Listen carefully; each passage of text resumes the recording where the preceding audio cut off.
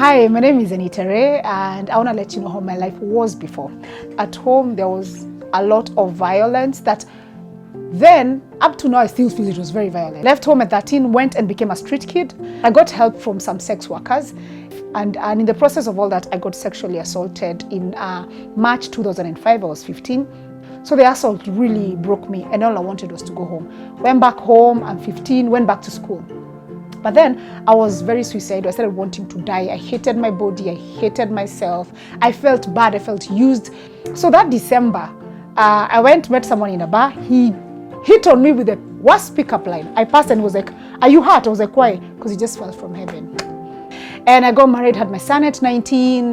With its ups and downs, I got divorced at 21. I went straight into alcohol. I needed to cope. I felt like I had failed at being a child, failed at being a wife, I had failed at being a mother, so I just drank. In the drinking, I got myself into media. I've always been a creative, writing, poems. I remember I got into radio specifically for discussing sex in a bar. And that got me into a late night show. I was like, oh, this is it. This is the life. Years into radio, in 2016, I had my second born. When I realized I'm having a daughter, I cried, I wailed. I was like, Father, a boy is easy to raise, you know. I accepted I'm depressed. I started going for therapy, but still I coped via alcohol. I left media. I actually resigned in the middle of a very bad suicide attempt. I realized I'm going to die in media. A good friend of mine who had known me from 2012, I was like, she kept posting in my father's house, I'm doing this in my father's house, you know. Her Instagram was always about church. Like, it felt obsessive. Dancing, having fun, she has community. So I was like, I want to come to your church. And I never asked the name of the church. So she was like, leave alone church this Sunday. We have something called the gathering. I was like, what's the gathering? She was like, I'm going to show you, you need to come.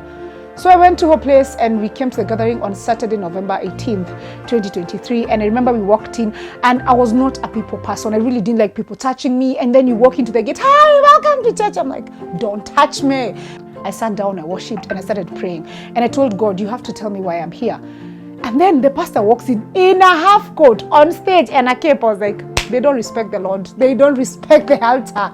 And he said, guys, I'm going to do something different today. I'm going to start with an altar call. I had no idea what an altar call is, by the way. And he said, if you want to get saved, and it's you I'm speaking to. So he kept saying, and I kept feeling like, God, I don't know. And I walked to the front. And I'm telling you, it was such a powerful moment because I knew my life has changed. I cried so much. We cried with Maureen and we had Pastor Sombo pray for us. It was such a powerful transition. And it was beautiful because that same day during lunch break, I sat at one of the benches and I texted the person I was dating, who was married, by the way. And I told them, I got saved. And I was like, you know what that means? He was like, you're breaking up with me. I was like, yep. And that was it. And I meant it. And he was like, you're serious? I was like, yeah, because I cannot feel that transformation and be the same person. So I got saved that day at the gathering and it was life-changing. It was, I don't even know how to put it into words. It was life-altering, actually, that's the word. Sometimes your blessing and your testimony is on the other side of the gathering because believe you me when I tell you it's been a year. Guys, I'm almost a whole pastor. I can preach. I've read the Bible in a year. Hey, man, guys, you cannot afford to not be at the gathering because your life could change. If you've never been at the gathering, please sign up, come. Please look for me, baby. Me, I'll just hug everybody who comes because it is a life-altering place. One, there's community, there's love, there's a lot of dancing. I've become those dancers I used to see over there, like who dance with no shame. We are dignified when we dance for the Lord. So this is your invite, by the way. I hope to see you at the gathering and I pray more than anything that your life is changed. You will never be the same again. That is for sure.